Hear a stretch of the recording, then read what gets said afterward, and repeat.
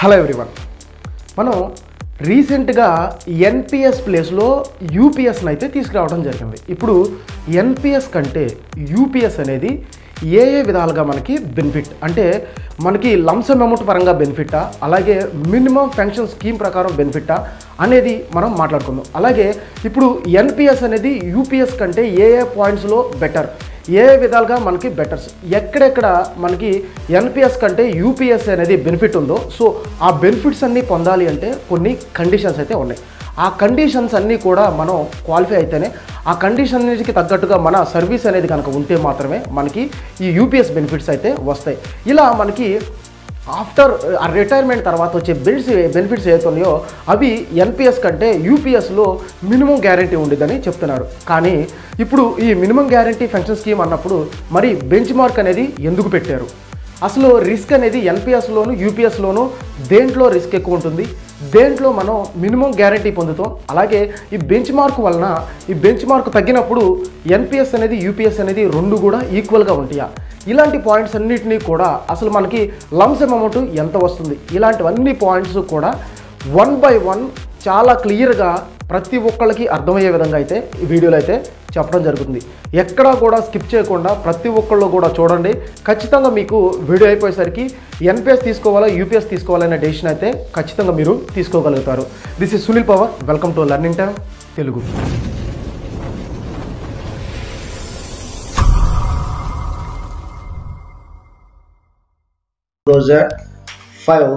జనవరి నుంచి ఎవరైతే జాయిన్ అవుతారో సో వాళ్ళందరికీ కూడా ప్రజెంట్ ఎన్పిఎస్ అయితే రన్నింగ్లో ఉంది. అంటే ప్రజెంట్ ఎన్పిఎస్లోనే మనకి ఎన్పిఎస్ మాత్రమే ఉంది, ఓపీఎస్ అనేది ఎవరికి కూడా లేదు. దానిని ఇప్పుడు 2025 అంటే ఆఫ్టర్ 20 ఇయర్స్ ఏప్రిల్ 1 నుంచి మనకి ఈ ఎన్పిఎస్ నుంచి కావాలి అనుకుంటే యూపీఎస్కి మార్చుకునే వెసులుబాటు అయితే ఇచ్చారు. సో ఇప్పుడు వీటిల్లో ఏ డిఫరెన్సెస్ ఏమున్నాయో కూడా మనం మాట్లాడుకుందాం. ముందుగా ఏంటంటే ఒక్కసారి ఎన్పిఎస్ నుంచి యూపీఎస్కి మారినా, లేదు ఎన్పిఎస్లోనే చేంజ్ అవ్వకుండా ఉన్నా, సో ఇప్పుడు మాత్రమే చేంజ్ చేసుకునే ఫెసిలిటీ అయితే ఉంది. ఒక్కసారి ఎన్పిఎస్ నుంచి యూపీఎస్లో కానీ ఎన్పిఎస్లోనే ఉన్నా కానీ మళ్ళీ మన రిటైర్మెంట్ అయ్యే వరకు ఎలాంటి మార్పు చేసుకోవడానికి లేదు. అంటే ఇప్పుడు ఎన్పిఎస్ నుంచి యూపీఎస్ మంచిది అన్నారు, యూపీఎస్కి మారిపోయాం, రేపు పొద్దున మనం రిటైర్మెంట్ టైంలో స్టాక్ మార్కెట్ వాల్యూ చాలా బాగుండటం వల్ల ఎన్పిఎస్ బాగుంది అని మళ్ళీ యూపీఎస్ నుంచి ఎన్పిఎస్కి రావడానికి లేదు. అలాగే ఇప్పుడు ఎన్పిఎస్లో ఉన్నాం, ఎన్పిఎస్ నుంచి ఎలాంటి మార్చకుండా ఎన్పిఎస్లోనే ఉండిపోయాం, తర్వాత యూపీఎస్ అనేది మంచి బెనిఫిట్ అని తెలిసింది, అప్పుడు ఎన్పిఎస్లో నుంచి యూపీఎస్కి మారటాను అంటే కుదరదు. సో ఇది అందుకని ఈ డెసిషన్ అనేది మనం తీసుకునే ముందు ప్రాపర్గా తీసుకోవాల్సిన అవసరం అయితే ఉంది.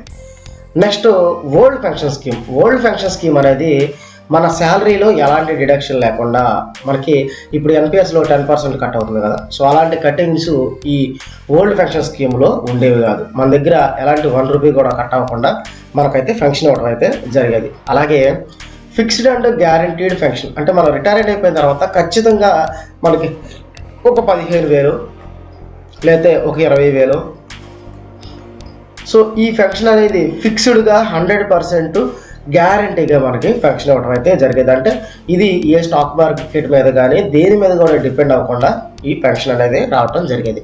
అలాగే ఆఫ్టర్ ఎంప్లాయ్ డెత్ అంటే ఒక ఎంప్లాయ్ ఓల్డ్ పెన్షన్ తీసుకునే ఎంప్లాయ్ అంటే 60 ఇయర్స్కి ఎంప్లాయ్ రిటైర్మెంట్ అయిపోయిన తర్వాత 70 ఇయర్స్ వరకు అతను బ్రతికున్నారు, 70 ఇయర్స్కి ఎక్స్పైర్ అయిపోయారు. 70 ఇయర్స్కి ఎక్స్పైర్ అయిపోయిన తర్వాత అప్పటి వరకు ఇతనికి 50% లేదంటే కొంత ఫిక్స్డ్ శాలరీ అయితే వస్తుంటుంది, ఫిక్స్డ్ పెన్షన్ వస్తుంది కదా, సో ఫిక్స్డ్ పెన్షన్ వస్తుంది. ఇన్ కేస్ ఇతను చనిపోయిన తర్వాత ఇతని స్పౌస్ అంటే ఇప్పుడు చనిపోయింది ఎంప్లాయ్ మేల్ అయితే ఫీమేల్కి, ఒకవేళ ఫీమేల్ ఎంప్లాయ్ అయితే మేల్కి వాళ్ళ పార్ట్నర్కి కూడా ఈ ఓల్డ్ పెన్షన్ స్కీమ్ ద్వారా పెన్షన్ అయితే రావడం జరుగుతుంది. సో ఆ పెన్షన్ ఎంత వస్తుంది అంటే ఇప్పుడు 50% ఆల్రెడీ ఇప్పుడు చనిపోయిన వ్యక్తి ఎవరైతే ఉన్నారో అతనికి 100 రూపాయలు కనుక పెన్షన్ వస్తూ ఉంటే వాళ్ళ యొక్క స్పౌస్కి 50 రూపాయలు వస్తుంది. అంటే 50%, దీనిలో 50% ఆల్రెడీ మెయిన్ పర్సన్ ఎవరైతే ఉన్నారో ఎంప్లాయ్, ఆ ఎంప్లాయ్కి వచ్చిన దాంట్లో 50% తర్వాత వాళ్ళ యొక్క స్పౌస్కి వస్తుంది, అంటే భార్య లేదా భర్తకి వస్తుంది. అలాగే ప్లస్ డిఏ కూడా వస్తుంది. అయితే ఈ 100% ఉన్నప్పుడు డిఏ అయితే వచ్చేదో ఇప్పుడు 50% మీద కూడా డిఏ అనేది అలాగే వస్తుంది. ఈ డిఏ రేట్ అనేది ఇన్ఫ్లేషన్ ఇండెక్సేషన్ మీద డిపెండ్ అవుతుంది. అంటే ధరల యొక్క పెరుగుదల తగ్గుదల మీద డిపెండ్ అయితే ఉంటుంది. అయితే ఈ ఫంక్షన్ అనేది ఎంతకాలం వస్తుంది అనేది కనుక చూసుకుంటే up to 75 years or 7 years 50% or 30%. అంటే ఇక్కడ మీనింగ్ ఏంటంటే ఇప్పుడు ఎంప్లాయీ చనిపోయినప్పుడు ఎంప్లాయీ యొక్క వయసు 70 సంవత్సరాలు. ఇప్పుడు ఆ ఎంప్లాయీ యొక్క భార్య యొక్క వయసు 65 సంవత్సరాలు. ఇప్పుడు ఇతనికి 100% ఫంక్షన్లో ఈవిడికి 50% ఫంక్షన్ వచ్చిందని మాట్లాడుకున్నాం. 50% ఫంక్షన్. అయితే ఈ 50% ఫంక్షన్ ఎప్పటి వరకు వస్తుందంటే 67 years వరకు మాత్రమే వస్తుంది. 67 years అనేది లిమిట్ అన్నమాట. 67 years వరకే మాత్రమే వస్తుంది. తర్వాత 30% మాత్రమే వస్తుంది. 67 years నుంచి అంటే 30% ఈ పెన్షన్ మాత్రమే వస్తుంది, ప్లస్ డిఏ అనేది కామన్. అయితే ఇక్కడ తెలుసుకోవాల్సిన ఇంకొక విషయం ఏంటంటే ఇప్పుడు ఆ పర్సన్కి భర్త లేదా భార్య చనిపోయినప్పుడు ఈవిడ వయసు 50 సంవత్సరాలు అనుకోండి, 50 years అనుకోండి. అప్ టు 57 years ఈ 50% పెన్షన్ అనేది వస్తుంది. తర్వాత 30% మాత్రమే వస్తుంది. అంటే ఇక్కడ 2 లిమిట్స్ అయితే వచ్చారు. ఒకటి 67 years అంటే మ్యాక్సిమం ఏజ్ 67 years, అలాగే బెనిఫిట్ ఏజ్ 7 years. అంటే ఏజ్ ఎంత ఉన్నా 7 years మాత్రమే ఈ 50% అనేది వస్తుంది. తర్వాత 30% వస్తుంది. అలాగే ఈ తర్వాత 67 years వరకు 50 వస్తుంది, తర్వాత 30 వస్తుంది. అంటే ఈ రెండింటిలో ఏదైతే ముందు కంప్లీట్ అయిపోతుందో అప్పటి వరకు మాత్రమే 50% ఈ 50% పెన్షన్ అనేది ఇస్తారు. తర్వాత 30% పెన్షన్ అనేది ఇవ్వటం జరుగుతుంది. అంటే ముందు 7 years కంప్లీట్ అయిపోతే 7 years, లేదు 67 years కంప్లీట్ అయిపోతే 67 years. ఇది మనకి ఓల్డ్ పెన్షన్ స్కీమ్లో ఉన్నటువంటి బెనిఫిట్స్. సింపుల్గా చెప్పాలన్నట్టే 100% కూడా చాలా చాలా మంచి బెనిఫిట్. ఎందుకంటే మన దగ్గర కట్ అవ్వట్లేదు, ఖచ్చితమైన మనకి పెన్షన్ వస్తుంది. ఇన్ కేస్ మనం చనిపోయిన తర్వాత కూడా మన పార్ట్నర్ ఎవరైతే ఉంటారో, స్పౌస్, మన భార్య లేదా భర్త ఎవరైతే ఉంటారో వాళ్ళకి కూడా పెన్షన్ అనేది ఉంది. సో అలాగే లంసమ్ అమౌంట్ కూడా ఉంది. సో ఇప్పుడు ఏ లంసమ్ అమౌంట్ ఉందో అప్పుడు కూడా లంసమ్ అమౌంట్ అనేది ఉంది. సో ఈ విధంగా చూసుకుంటే అన్ని రకాలు కూడా ఓల్డ్ పెన్షన్ స్కీమ్ అనేది చాలా మంచిది. అయితే ఇప్పుడు న్యూ పెన్షన్ స్కీమ్ కనుక చూసుకుంటే నేషనల్ పెన్షన్ స్కీమ్ లేదా న్యూ పెన్షన్ స్కీమ్లో నో గ్యారంటీ పెన్షన్ అనేది లేదు. అంటే మనకి అప్పుడు ఉన్నటువంటి స్టాక్ మార్కెట్ పెరిగినా తగ్గినా కూడా మనకి ఇచ్చే పెన్షన్ అనేది తగ్గిపోతుంది. అలాగే నో పెన్షన్ ఫర్ స్పౌస్ అంటే లైఫ్ పార్ట్నర్, మన పార్ట్నర్ ఎవరైతే ఉన్నారో భార్య లేదా భర్తకి ఎలాంటి పెన్షన్ లేదు. అంటే మనం బ్రతుకున్నంత కాలం మనకి వచ్చే కొద్ది పెన్షన్ అయితే మనకే వస్తుంది.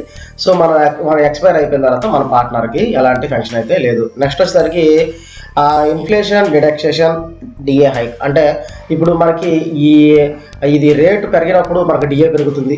అంటే 2%, 3%, 4%, కొన్నిసార్లు అయితే కాంగ్రెస్ టైంలో ఉన్నప్పుడు 10% పెరిగిన సందర్భాలు కూడా ఉన్నాయి. సో అలా పెరిగినప్పుడు మనకి ఓపీఎస్ మీద ఏమవుతుందంటే ఓపీఎస్ మీద శాలరీ కూడా అంటే పెన్షన్ కూడా పెరుగుతుంది. బట్ ఎన్పిఎస్లో ఏంటంటే పెన్షన్ అనేది పెరగదు. అంటే అంతకుముందు ఎంత వస్తుందో ఇప్పుడు అలాగే వస్తుంది. ఇన్ కేసు మీ 40% తగ్గిపోయే కొద్దీ ఈ పెన్షన్ కూడా తగ్గిపోతుంది. కానీ మనకి ఇదే ఓపీఎస్లో ఏంటంటే డిఏ పెరుగుతుంది, బట్ ఇక్కడ ఎన్పిఎస్లో అనేది డిఏ పెరగదు. ఈ మూడు కూడా మేజర్ డిసడ్వాంటేజెస్ ఎన్పిఎస్కి వచ్చేసరికి. నెక్స్ట్ కనుక చూసుకుంటే యూపీఎస్ వర్సెస్ యూపీఎస్కి ఎందుకంటే మనం అసలు ఇప్పుడు యూపీఎస్లో మారాలి అనే దాని గురించి కాబట్టి అసలు ఇప్పుడు యూపీఎస్కి మరియు ఎన్పిఎస్కి కంపారిజన్ అయితే చేద్దాం. ఇప్పుడు యూపీఎస్ అనేది హైబ్రిడ్ మీన్స్ యూపీఎస్ ప్లస్ అంటే ఎన్పిఎస్ ప్లస్ ఓపీఎస్ ఈ రెండింటిని మిక్స్ చేసి వీటిలో ఉన్నటువంటి దీంట్లో కొన్ని మేజర్ పాయింట్స్ని దీంట్లో కొన్ని మేజర్ పాయింట్స్ని అంటే ఇక్కడ కొన్ని రూల్స్ని తయారు చేసి కలిపి మనకి యూపీఎస్ని అయితే తయారు చేయడం అయితే జరిగింది.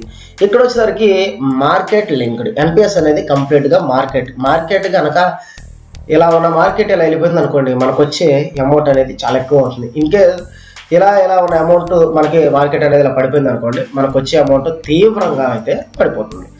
సో ఇప్పుడు ఓన్లీ గవర్నమెంట్ ఎంప్లాయీస్కి మాత్రమే ఈ యూపీఎస్ అనేది ఇచ్చాడు. మనకి ఎన్పిఎస్ అనేది 2005లో మొదలెట్టాం కదా, అప్పటి నుంచి కూడా బోత్ అందరికీ అంటే గవర్నమెంట్ ఎంప్లాయీస్కి, ప్రైవేట్ ఎంప్లాయీస్కి, ఇండివిజువల్ కంటే ఎవరైనా కూడా ఈ ఎన్పిఎస్లో అమౌంట్ కట్టుకుని అంటే రెగ్యులర్గా మంత్లీ శాలరీ వస్తున్న ప్రతి ఒక్కళ్ళు కూడా ఎన్పిఎస్లో అమౌంట్ కట్ చేసుకుని అమౌంట్ ద్వారా ఎన్పిఎస్ ద్వారా పెన్షన్ అయితే తీసుకోవచ్చు. అలాగే యూపీఎస్లో వచ్చేసరికి ఏంటంటే ఓన్లీ ఈ ఆప్షన్ గవర్నమెంట్ ఎంప్లాయీస్కి మాత్రమే ఇచ్చారు. గవర్నమెంట్ ఎంప్లాయీస్కి మాత్రమే ఈ వెసులుబాటు అయితే ఉంది. వీళ్ళు మాత్రమే ఈ యూపీఎస్కి అయితే కన్వర్ట్ అయ్యే అవకాశం ఉంది. కాకపోతే ఒక్కసారి కన్వర్ట్ అయితే మళ్ళీ రిటర్న్ రావడానికి అయితే లేదు. సో ఇది ఇంకొక డిఫరెన్స్. తర్వాత 10% of basic salary plus DA. So మన దగ్గర సేమ్ యూపీఎస్లో కూడా 10% ఆఫ్ బేసిక్ శాలరీ కట్ అవుతుంది. అలాగే ఎన్పిఎస్లో కూడా 10% ఆఫ్ బేసిక్ శాలరీ అయితే కట్ అవుతుంది. రెండు చోట్ల కూడా మనకి డిఏ అనేది కట్ అవటం కామన్. ఇది ప్రైవేట్ ఎంప్లాయీ అయినా సరే ఎవరికైనా సరే. అయితే ఇక్కడ రిటర్న్స్ కనుక చూసుకుంటే యూపీఎస్కి వచ్చేసరికి 18.5% ప్లస్ డిఏ వస్తుంది. ఇక్కడ వచ్చేసరికి మిస్టేక్, ఇక్కడ వచ్చేసరికి 14% ప్లస్ డిఏ మాత్రం రిటర్న్స్ వస్తుంది. అంటే మనకి అంతకుముందు 14% రిటర్న్స్ ఏదైతే వస్తుందో దాన్ని ఇంక్రీజ్ చేస్తూ ఇక్కడ 18.5% అయితే ఇంక్రీజ్ చేశారు. అంటే ఇంకో మరొక 4.5% మనకి గవర్నమెంట్ సైడ్ నుంచి అయితే వాళ్ళు అయితే ఇవ్వబోతున్నారు. అంటే 10% మన దగ్గర కట్ అయితే 18.5% వాళ్ళు ఇస్తారు యూపీఎస్కి. ఎన్పిఎస్కి వచ్చేసరికి 10% మన దగ్గర కట్ అయితే వాళ్ళు 14% డిఏ అయితే వాళ్ళు రిటర్న్ ఇవ్వడం అయితే జరుగుతుంది. నెక్స్ట్ వచ్చేసరికి 50% of average basic pay over the last 12 months 25 years service. ఇక్కడ వచ్చేసరికి depends on the investment performance and annuity plan. ఇప్పుడు ఇక్కడ మాట్లాడుకుందాం. ఇప్పుడు మనకి ఈ 50% average basic over the last 12 months అన్నాడు కదా, ఇది దేని గురించి అంటే లంసమ్ అమౌంట్ గురించి మాట్లాడుకుంటున్నాం. అంటే మనం దాపెట్టుకున్న అమౌంట్ ఏదైతే ఉంటుందో దాని మీద ఈ లంసమ్ అమౌంట్ అయితే మనకి ఇవ్వాల్సి ఉంటుంది కదా. సో అది కూడా వీళ్ళు ఫిక్స్ చేయడం జరిగింది. అంటే ఫిక్స్డ్గా ఇవ్వడానికి వీళ్ళు ప్లాన్ చేశారు. అంటే ఇంత వస్తుంది ఫిక్స్డ్గా అనేది యూపీఎస్లో ఉంది. అలాగే ఈ ఎన్పిఎస్లో ఏంటంటే మన దగ్గర ఉన్న అమౌంట్ మొత్తం ఏదో ఒక మార్కెట్లో మనం ఒక 3 వీటికి డివైడ్ చేసి ఇన్వెస్ట్మెంట్ అయితే చేస్తున్నారు. ఇన్ కేస్ ఇప్పుడు ఈ 3 వీట్ మార్కెట్ యొక్క మార్కెట్ అనేది చాలా రైజ్లో ఉందనుకోండి, చాలా మంచి అమౌంట్ అయితే వస్తుంది. ఇన్ కేస్ ఈ 3 వాటి మీద ఇవి కనుక డౌన్ఫాల్లో అయితే మనకి వచ్చే అమౌంట్ అనేది తగ్గిపోతుంది అనమాట. అంటే డిపెండ్స్ ఆన్ అంటే మనం ఏ స్టాక్ మీద డిపెండ్ అవుతుంది. ఇక్కడ వచ్చేసరికి లాస్ట్ దాని గురించి నేను మాట్లాడతాను మళ్ళీ ఇన్ డీటెయిల్గా వస్తుంది. తర్వాత ఇన్ఫ్లేషన్ లింక్డ్ అడ్జస్ట్మెంట్స్. అంటే ఇన్ఫ్లేషన్ ఒకవేళ ఇన్ఫ్లేషన్ అనేది పెరుగుతూ ఉన్నప్పుడు ఎన్పిఎస్ యూపీఎస్లో అనేది పెరగడం జరుగుతుంది. దీని గురించి కూడా నేను క్లియర్ కట్గా ఈ పాయింట్ గురించి మాట్లాడుకుందాం. బెంచ్ మార్క్ అని ఒక రూల్ ఇచ్చారు. సో ఆ రూల్ మీద డిపెండ్ అయ్యి మనకి యూపీఎస్ అయితే ఉంటుంది. ఎన్పిఎస్ అనేది నో గ్యారంటీడ్ డిఏ రివిజన్. అంటే ఇప్పుడు మనకి బయట రేట్లు అమాంతం పెరిగినా కూడా మనకి ఎన్పిఎస్లో ఎలాంటి మార్పు రాదు. ఇన్ కేసు రేట్లన్నీ తగ్గిపోయి అయినా కూడా మనకి ఎన్పిఎస్లో ఎలాంటి మార్పు రాదు.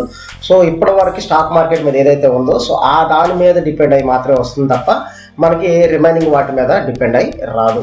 నెక్స్ట్ వచ్చేసరికి taxation details are yet to be details. అంటే మనకి ఈ యూపీఎస్లో ఏదైతే ఫుల్ అమౌంట్ లంసమ్ అమౌంట్ వస్తుందో దాని మీద ఈ ట్యాక్స్ అనేది ఉండదా అనేది అయితే ఇంకా ఫైనలైజ్ అయితే చేయలేదు.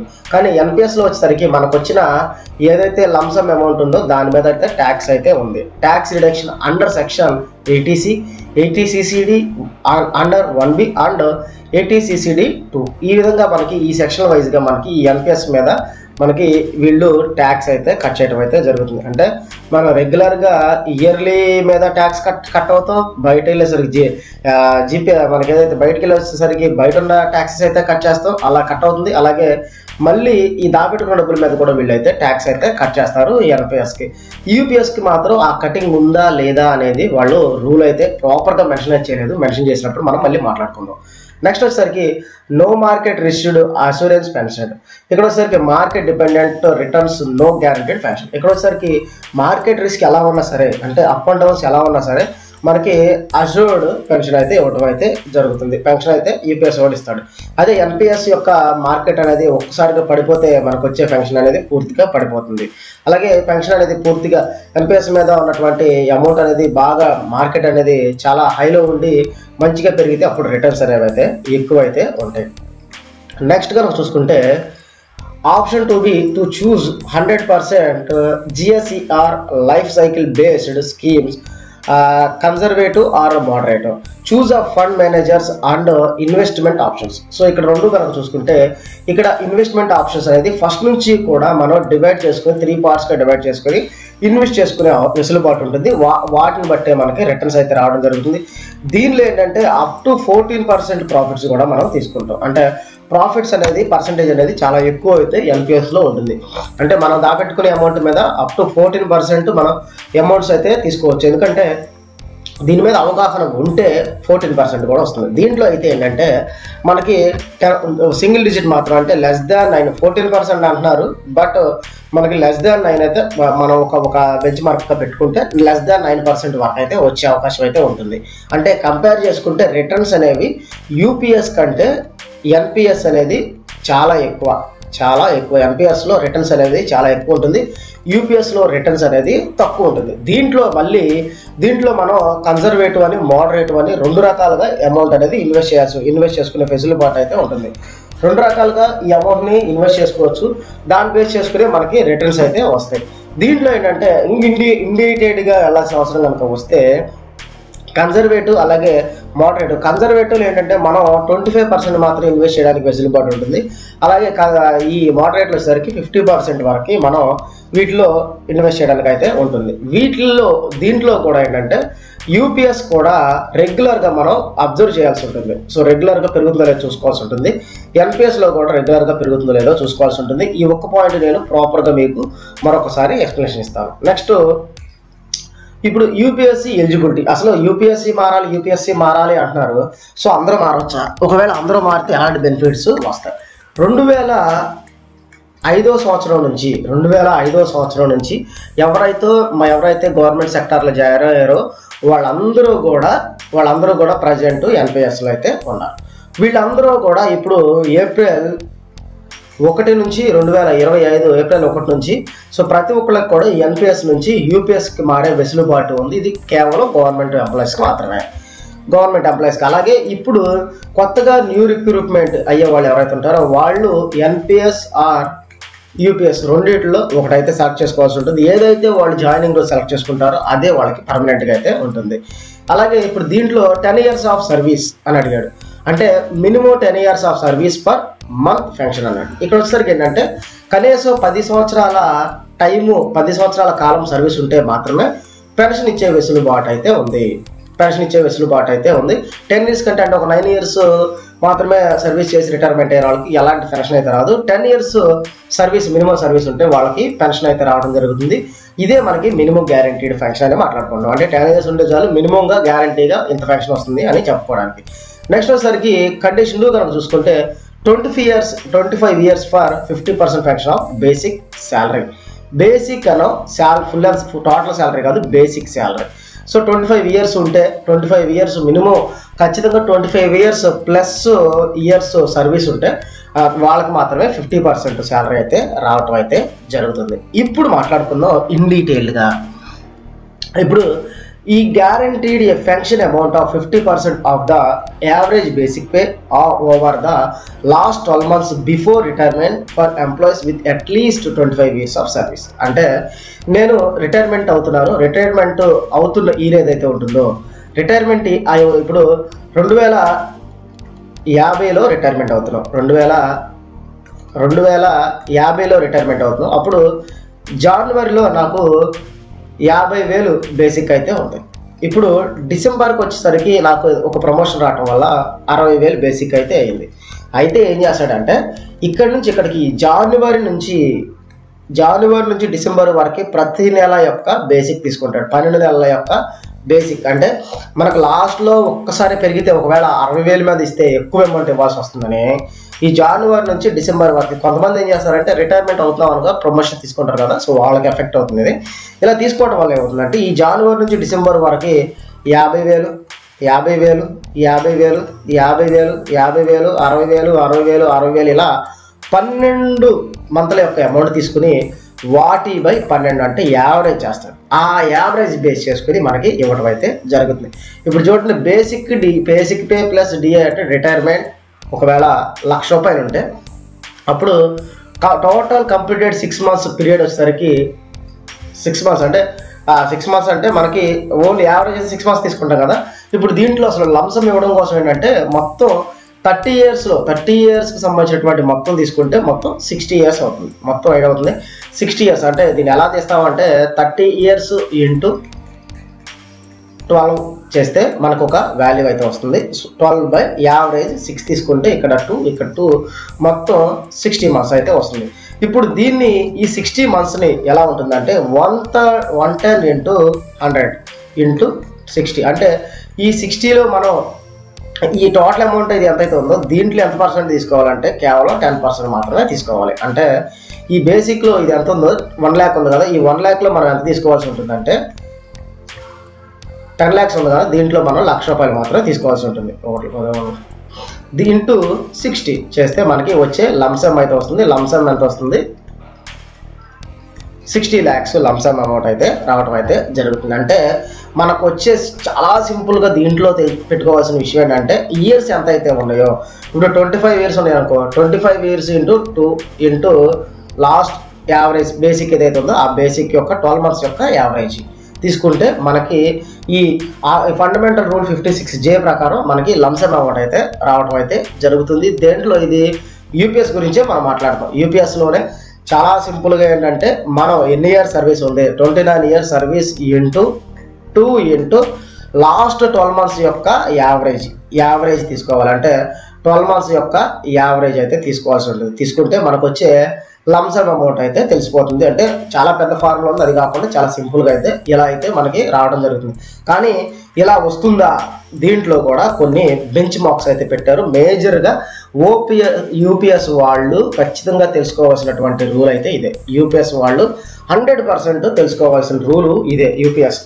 ఇప్పుడు దీంట్లో బెంచ్ మార్క్ పెట్టుకున్నాడు అంటే నేను నా అమౌంట్ కట్ అయిన అమౌంట్ 100 రూపాయలు ఉన్నాయి. ఈ 100 రూపాయల మీద బెంచ్ మార్క్ ఎంత పెట్టాడంటే 9% బెంచ్ మార్క్ పెట్టాడు. అంటే 9% వస్తే మాత్రమే నేను 100% గ్యారీడ్ 50% పెన్షన్ గ్యారీడ్ పెన్షన్ అయితే ఇవ్వగలను అని పెట్టుకున్నాడు.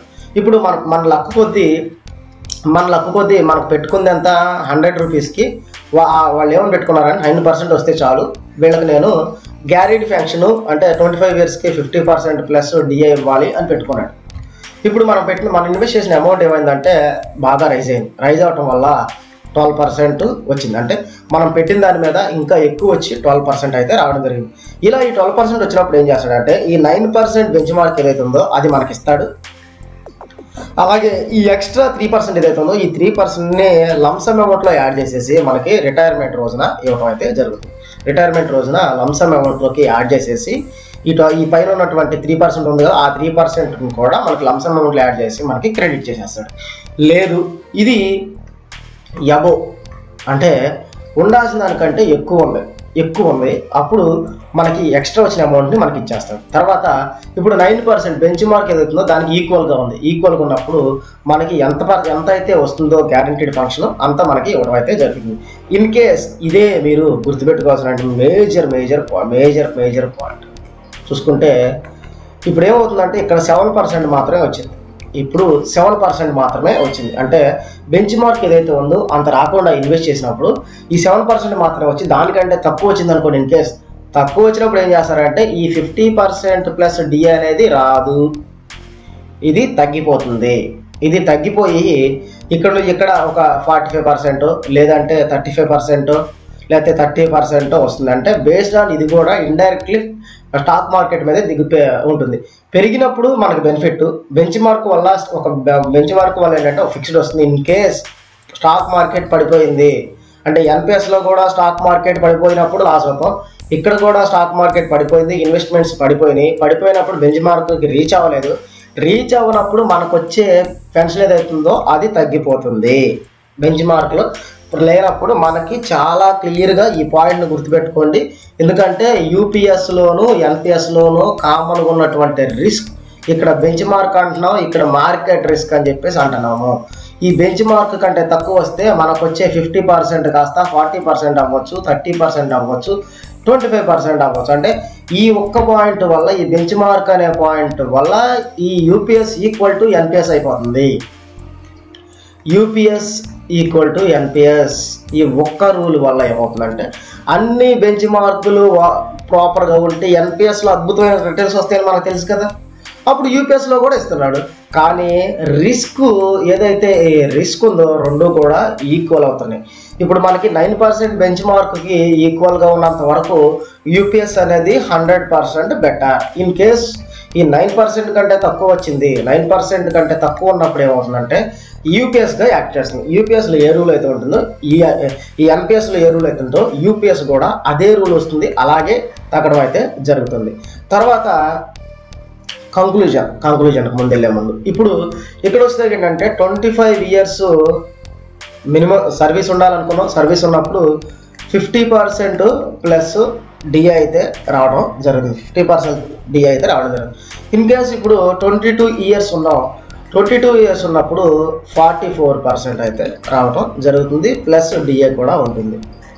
తర్వాత 20 years అయితే 40%, 20 years అయితే 40%, తర్వాత 15 years అయితే 30%, అలాగే 10 years అయితే 20% అయితే ఇవ్వడం జరుగుతుంది. ఇప్పుడు ఇక్కడ ఈ బెనిఫిట్ ఏంటి అని మాట్లాడుకుంటే మనకి ఇక్కడ చూద్దాం రండి. ఇప్పుడు 10 years మాత్రమే కంప్లీట్ అయింది, 20% మాత్రమే మనకి పెన్షన్ ఇవ్వాలి, ప్లస్ డిఏ ఇవ్వాల్సి ఉంటుంది. ఇప్పుడు నా యొక్క బేసిక్ వచ్చేసరికి 60,000 ఉంది, లేదు 30,000 ఉంది, 30,000 ఉంది. సో 30,000 ఉంటే 10% అంటే 20% అంటే ఇది ఒక 6,000 మాత్రమే. 6,000 అనేది 20% అయితే అవుతుంది. 6,000 20% ఇప్పుడు 10% 10 years సర్వీస్ ఉన్నప్పుడు ప్లస్ డిఏ ఎంత పెట్టుకున్నా కూడా వర్స్ట్ కేసులో ఒక 6,500 మాత్రమే మనకి పెన్షన్ అయితే రావడం జరుగుతుంది. ఏది మన 10 yearsకి 20% పర్సంటేజ్ వైజ్గా ఇస్తే. ఇప్పుడు ఏం చేస్తాడంటే ఇలా కాకుండా ఈ 20% కాకుండా మినిమం గ్యారంటీగా 10,000 అయితే ఇస్తాడు. 10,000 అయితే ఇస్తాడు. అంటే 6,500 రావాలి కదా, కానీ మినిమంగా మనకి 10,000 అయితే ఇవ్వడం జరుగుతుంది. అంటే మనకి కటింగ్తో సంబంధం లేకుండా ఈ 10,000 అయితే ఇవ్వడం జరుగుతుంది. ఇన్ కేస్ ఇప్పుడు ఈ వేళ యొక్క బేసిక్ కనుక మనం 30,000 గురించి మాట్లాడుకున్నాం. ఒకవేళ 60,000 కనుక బేసిక్ ఉంది, 60,000 కనుక బేసిక్ ఉంటే 20% ఎంత అవుతుంది? 12,000 అవుతుంది. 20% 12,000 అయితే అవుతుంది. ఇప్పుడు మనకి ఈ 20% మాట్లాడుకున్నాం కదా, దీని ప్రకారం మనకైతే ఇవ్వడం జరుగుతుంది. అంటే 10,000 కంటే తక్కువ వస్తేనేమో 10,000 ఖచ్చితంగా ఇస్తాడు, 10,000 కంటే ఎక్కువ వస్తే ఎక్కువ వచ్చిన అమౌంట్ మనకి ఇవ్వడం, ఈ 12,000 ప్లస్ డిఏ అయితే ఇవ్వడం జరుగుతుంది. అంటే ప్రాపర్గా ఒకవేళ బేసిక్ తక్కువ ఉంటేనేమో 10% ఇస్తాడు, అంటే కావాల్సిన వాల్యూ కంటే 20% కావాల్సిన దానికంటే 10,000 కంటే తక్కువ వచ్చింది అనుకోండి 10,000 ఇస్తాడు. ఒకవేళ 10,000 కంటే ఎక్కువ అమౌంట్ వస్తే ఎక్కువ వచ్చిన అమౌంట్ అయితే ఇవ్వడం జరుగుతుంది. సో దీని ప్రకారం ఏంటంటే మినిమం ఎవరైతే 10 సంవత్సరాల సర్వీస్ కంటే తక్కువ ఉన్నారో వాళ్ళకి చాలా బెనిఫిట్ అవుతుంది. చాలా అయితే ఇది బెనిఫిట్ అయితే అవుతుంది. తర్వాత బెంచ్ మార్క్స్ గురించి మాట్లాడుకున్నాం కదా, ఖచ్చితంగా బెంచ్ మార్క్ కంటే పైన ఉండాలి, పైన ఉంటేనే మనకి లాభం. దీని ద్వారా చాలా మంచి రిటర్న్స్ వస్తాయి. బెంచ్ మార్క్ కనీసం ఈక్వల్గా ఉంది, ఈక్వల్గా ఉన్నప్పుడు ఏదైతే వీళ్ళు మినిమం గ్యారంటీడ్ ఫంక్షన్ అంటున్నాడో ఆ ఫంక్షన్ అయితే రావడం జరుగుతుంది. ఇన్ కేస్ బెంచ్ మార్క్ కనుక తక్కువ ఉంటే ఖచ్చితంగా మనం యూపీఎస్ ఈక్వల్ టు ఎన్పిఎస్కి ఏ రూల్స్ అయితే వర్తిస్తాయో, ఎన్పిఎస్లో ఏ విధంగా అయితే మీరు రిటర్న్స్ తీసుకుంటారో ఈ యూపీఎస్లో కూడా అలాంటి రిటర్న్స్ తీసుకోవడం అయితే ఉంటుంది. తర్వాత ఇంకొకటి కూడా వివరంగా మాట్లాడుకుంటే ఏం జరుగుతుందంటే, ఇప్పుడు యూపీఎస్కి ఎన్పిఎస్కి ఇక్కడ చూసుకుంటే యూపీఎస్ అనేది లెస్ దాన్ 14% మినిమం గ్యారంటీ, అలాగే డిఏ హైక్ అన్నాం. ఇక్కడ వచ్చేసరికి యూపీఎస్లో వచ్చేసరికి ఏం జరుగుతుందంటే మనకి యూపీఎస్లో 18.5% రిటర్న్స్ ఇస్తున్నాడు, ఎన్పిఎస్లో వచ్చేసరికి 14% రిటర్న్స్ అయితే ఇవ్వటం అయితే జరుగుతుంది. తర్వాత ఈ లెస్ దాన్ 14% అంటే ఏంటంటే మనకు వచ్చే రిటర్న్స్ ఏవైతే ఉన్నాయో అవి 14% కంటే తక్కువ, ఖచ్చితంగా 14% కంటే తక్కువే ఉంటాయి. అందులో ఎలాంటి డౌట్ లేదు. ఎందుకంటే మార్కెట్ రిస్క్స్, మార్కెట్లో వీళ్ళు ఇన్వెస్ట్ చేసే వాటి ప్రకారం చూసుకుంటే మనకి అప్ టు మ్యాక్సిమం 14% మాత్రమే 14% మాత్రమే మనకి ఈ బెనిఫిట్ వచ్చే అవకాశం ఉంది. అదే ఎన్పిఎస్లో కనుక చూసుకుంటే ఆ రోజు మార్కెట్ కనుక 100% పెరిగిపోతే మనకు 100% రిటర్న్స్ వస్తాయి, 50% పెరిగిపోతే 50% రిటర్న్స్ అయితే వస్తాయి. బట్ యూపీఎస్లో ఏంటంటే మ్యాక్సిమం 14% రిటర్న్స్ మాత్రమే వస్తాయి. Maximum 14%, maximum returns 14%. కానీ ఎన్పిఎస్కి లిమిట్ లేదు, ఎన్పిఎస్ 100% కూడా దాటి వెళ్ళిపోవచ్చు. So based on market. తర్వాత మినిమం గ్యారంటీ, యూపీఎస్లో వచ్చేసరికి మినిమం గ్యారంటీ అంటే 10 years కంప్లీట్ అయిపోగానే మినిమంగా నీకు 10,000 పెన్షన్ అయితే రావడం జరుగుతుంది. ఇది మినిమం గ్యారంటీ పెన్షన్. తర్వాత డిఏ హైక్తో పాటు ఇప్పుడు డిఏ పెరిగితే మనకి ఈ పెన్షన్ కూడా పెరుగుతుంది. డిఏతో పాటు ఇన్ఫ్లేషన్ పెరిగినప్పుడు డిఏ కూడా పెరగడం జరుగుతుంది. సో ఎన్పిఎస్ వచ్చేసరికి ఎక్స్పీరియన్స్ ఉండాలి. ఎన్పిఎస్లో ఉన్న వాళ్ళు పూర్తిగా స్టాక్ మార్కెట్ మీద దాని మీద ఉన్నటువంటి ఒడిదుడుగులు అప్ అండ్ డౌన్స్ మీద పూర్తి అవగాహన అయితే ఉండాల్సి ఉంటుంది. ఎందుకంటే వీళ్ళు ఎన్పిఎస్లో ఇన్వెస్ట్ చేస్తున్నప్పుడు ఒకవేళ 2 lakhs అమౌంట్ ఉంది ఈ ఎన్పిఎస్లో ఇన్వెస్ట్ అవుతుంది, వీళ్ళు ఇన్వెస్ట్ చేసినటువంటి స్టాక్ మార్కెట్ కంపెనీ ఏదైతే ఉందో అది పడిపోతున్నప్పుడు వెంటనే వీళ్ళు దీంట్లో నుంచి వేరే దాంట్లోకి షిఫ్ట్ అవ్వగలగాలి. అంటే ఎప్పటికప్పుడు దేంట్లో పెరుగుతుందో చూసుకుంటూ అమౌంట్ను దీంట్లోకి కంప్లీట్గా మార్చే పూర్తి అవగాహన ఉంటే అప్పుడు మాత్రం యూపీఎస్ కంటే ఎన్పిఎస్ అనేది చాలా చాలా మంచిది. ఎందుకంటే రిటర్న్స్ అనేది ఇక్కడ 14% కాదు, ఇక్కడ 100% కూడా తెచ్చుకోవచ్చు. అంటే నీకు సడన్గా స్టాక్ మార్కెట్ పడిపోయింది, నీ రిటర్న్స్ పెరిగిపోతాయి. కనీసం 20% పైనే రిటర్న్స్ అయితే వీళ్ళు గెయిన్ చేస్తారు. తర్వాత లంసమ్ అమౌంట్ కనుక చూసుకుంటే యూపీఎస్ కంటే లంసమ్ అమౌంట్ అనేది చాలా ఎక్కువ ఉంటుంది. ఎందుకంటే ఈ రిటర్న్స్ ఎక్కువ ఉన్నప్పుడు 20%, ఇక్కడ వచ్చే 9% 10%తో పోల్చుకుంటే 20% అంటే చాలా యూజ్ అమౌంట్ వస్తుంది. కాబట్టి చాలా ఎక్కువ అమౌంట్ అయితే లంసమ్ అమౌంట్ రిటర్న్స్ అయితే రావడం జరుగుతుంది. అలాగే ఆఫ్టర్ 40% ఇక్కడ ఒక ప్రాబ్లం ఉంది. యూపీఎస్లో అలాగే ఎన్పిఎస్లో ఉన్నటువంటి ప్రాబ్లం. యూపీఎస్లో సేమ్ వైఫ్కి కూడా పెన్షన్ వచ్చే వెసులుబాటు ఉంటుంది, ఎన్పిఎస్లో వైఫ్కి పెన్షన్ వచ్చే వెసులుబాటు లేదు. తర్వాత వచ్చేసరికి ఏంటంటే మనకిచ్చిన శాలరీ, మన బేసిక్ ఏదైతే మాట్లాడుకున్నాం కదా, బేసిక్ ప్లస్ డిఏ అనుకున్నాం కదా, దానిలో 50% అని మాట్లాడాం. సో ఈ 50% డిఏ అనేది కంటిన్యూస్గా మనకు అలాగే స్టాండర్డ్గా స్టేబుల్గా అయితే రావడం జరుగుతుంది కంటిన్యూ. ఇక్కడ ఏంటంటే ఎన్పిఎస్లో మనకి 60% లంసమ్ అమౌంట్ మనకి ఇచ్చేస్తే 40% ఉంటుంది. ఈ 40% మళ్ళీ స్టాక్ మార్కెట్లో ఇన్వెస్ట్ చేస్తాడు. ఈ స్టాక్ మార్కెట్లో ఇన్వెస్ట్ చేసినప్పుడు ఈ stock market up and down అవుతూ ఉంటుంది. సో స్టాక్ మార్కెట్ పెరిగినప్పుడు పెన్షన్ ఎక్కువ వస్తుంది, స్టాక్ మార్కెట్ పడిపోయినప్పుడు పెన్షన్ అనేది తక్కువ అయితే రావడం జరుగుతుంది. ఇది ఎంతవరకు ఈ 40% ఏదైతే ఉందో ఈ 40% అమౌంట్ మనకి మన చేతికి వచ్చేవారు. ఇన్ కేస్ ఈ 40% అమౌంట్ని పూర్తిగా మనం రిటర్న్ తీసేసుకున్నాం అంటే రిటర్న్ వచ్చేసింది పెన్షన్ రూపంలో, తర్వాత మనకి నో పెన్షన్ అనేది రాదు. అంటే ఒక 10 yearsకి 40% మొత్తం మన చేతికి వచ్చేస్తే తర్వాత మనకి పెన్షన్ అనేది రాదు. బట్ యూపీఎస్లో అలా కాదు. యూపీఎస్లో ఏంటంటే దానికి సంబంధం లేకుండా కంటిన్యూస్గా మనకి పెన్షన్ అయితే రావడం అయితే జరుగుతుంది. సో ఇది ఎన్పిఎస్కి యూపీఎస్కి ఉన్నటువంటి డిఫరెన్సెస్. ఇప్పుడు ఎన్పిఎస్లో మరొక పాయింట్ మనం మాట్లాడుకుందాం. ఈ యూపీఎస్లో కూడా వీళ్ళు షిఫ్ట్ చేసి 2 రకాలుగా ఇన్వెస్ట్ చేస్తారని చెప్పేసి అని మాట్లాడుకున్నాం. అది వచ్చేసరికి ఎలా ఉంటుందంటే ఇండివిజువల్గాను అలాగే పూల్గాను చేస్తారు. ఈ ఇండివిజువల్లో ఏంటంటే 10+10% అంటే మనం పెట్టే 28.5% ఏదైతే ఉందో, అంటే మనం ఇచ్చే టర్మ్ 18.5లో 20% దీనిలో ఇన్వెస్ట్ చేసుకోవచ్చు, మిగిలిన దాంట్లో 8.5% అయితే ఇన్వెస్ట్ చేయడం అయితే జరుగుతుంది. ఇక్కడ కూడా మనం వీటిని అబ్జర్వ్ చేసుకుంటూ ఉండాలి. వీడు దేని మీద ఇన్వెస్ట్ చేస్తున్నాడు, మనం మార్చుకోవడానికి అవకాశం ఉందా, దేని మీద ఇన్వెస్ట్ చేస్తున్నాడు, దేని మీద ఇన్వెస్ట్ చేయట్లేదో కూడా చూసుకోవాలి. దీంట్లో మనం 25% అమౌంట్ అంటే టోటల్ అమౌంట్ 25% అమౌంట్ని మనకి నచ్చిన దగ్గర మనం ఇన్వెస్ట్ చేసుకోవచ్చు. ఈ ఇండివిజువల్లో ఈ పూల్లో ఏదైతే ఉందో దీంట్లో మనం 50% అమౌంట్ని మనం ఇన్వెస్ట్ చేసుకోవాల్సిన అవసరం ఉంటుంది. ఇది ఫిక్స్డ్గా 8.5 అనేది ఎందుకు ఇలా ఉంచుతాడు అంటే మనకి మినిమం గ్యారంటీ పెన్షన్ రావడం కోసం కొంత అమౌంట్ని వాడు ఫిక్స్డ్గా ఇన్వెస్ట్ చేయడం అయితే జరుగుతుంది. అంటే ఎన్పిఎస్లో ఎలా అయితే రెగ్యులర్గా ఫాలో అవుతామో యూపీఎస్లో కూడా అలాగే రెగ్యులర్గా ఫాలో అవుతూ సో మార్చుకోవడం వల్ల 25 మార్చుకోవడం వల్ల మనకు వచ్చే లంసమ్ అమౌంట్ అయితే కొంచెం పెరగడం అయితే జరుగుతుంది. సో ఇది యూపీఎస్ అండ్ ఎన్పిఎస్కి ఉన్నటువంటి డిఫరెన్సెస్. ఇక్కడ మినిమం గ్యారంటీ ఉంటుంది, ఇక్కడ మినిమం గ్యారంటీ ఉండదు. ఇక్కడ లంసమ్ అమౌంట్ తక్కువ వస్తుంది, ఇక్కడ లంసమ్ అమౌంట్ అనేది చాలా ఎక్కువ వస్తుంది. ఇక్కడ అంటే ఏదైతే పర్సంటేజ్ ఆఫ్ ప్రాఫిట్ ఏదైతే ఉంటుందో అది అప్ టు 14% మాత్రమే ఉంటుంది. ఇక్కడ డిపెండ్స్ ఆన్ మార్కెట్ మీద డిపెండ్ అయ్యి చాలా ఎక్కువ పర్సంటేజ్ అయితే రావడం అయితే జరుగుతుంది. యూపీఎస్లో వచ్చేసరికి 10 years సర్వీస్ చేసినా కూడా మనకి మినిమం గ్యారంటీగా 10,000 పెన్షన్ అయితే రావడం జరుగుతుంది. ఇక్కడ పూర్తిగా మార్కెట్ మీదే డిపెండ్ అయి ఉంటుంది. తర్వాత వచ్చేసరికి ఇక్కడ మనకి ఆఫ్టర్ మన రిటైర్మెంట్ తర్వాత మనకి బేసిక్ ప్లస్ డిఏ ఉంటుంది.